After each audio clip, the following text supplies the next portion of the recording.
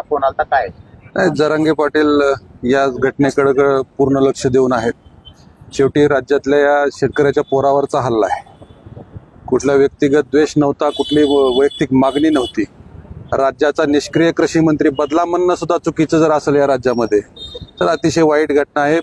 मला जरांगे पाटलांचं बोलणं झालं, बच्चू कडूंनी फोन केला होता, रविकांत तुपकरनी फोन केला, राजू शेट्टी साहेबांनी फोन केला.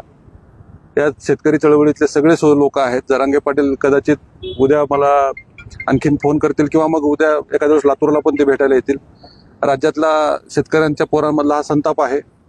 राष्ट्रवादीची जी मस्ती आहे सत्तेची, ही मस्ती आता शेतकऱ्यांची पोरं उतरल्याशिवाय राहणार नाही. जे सूरज चव्हाण आहेत त्यांनी म्हणले आम्ही काही संत नाहीत, तुम्ही जी क्रिया केली त्याच्यावर प्रतिक्रिया म्हणून हे केलं असं सांगितलं त्यांनी. अरे संत नाही तू कोण? तू संत नाही म्हणजे आम्ही पण शांत नाहीत ना.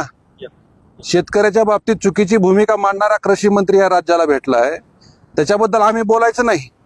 तुला काय अशी ताकद दिली त्या अजित पवारांनी? माझं अजितदादांना आव्हान आहे, असे गुंड सांभाळाल तर राष्ट्रवादी रसातळाला जाईल.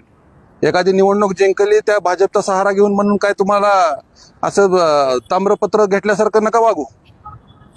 की शेतकऱ्यांच्या पोरावर तुम्ही हल्ला केलाय आज, आणि ही शेतकऱ्याची पोरं तुमच्यावर तुमचा माज आणि मस्ती जिरवल्याशिवाय राहणार नाही.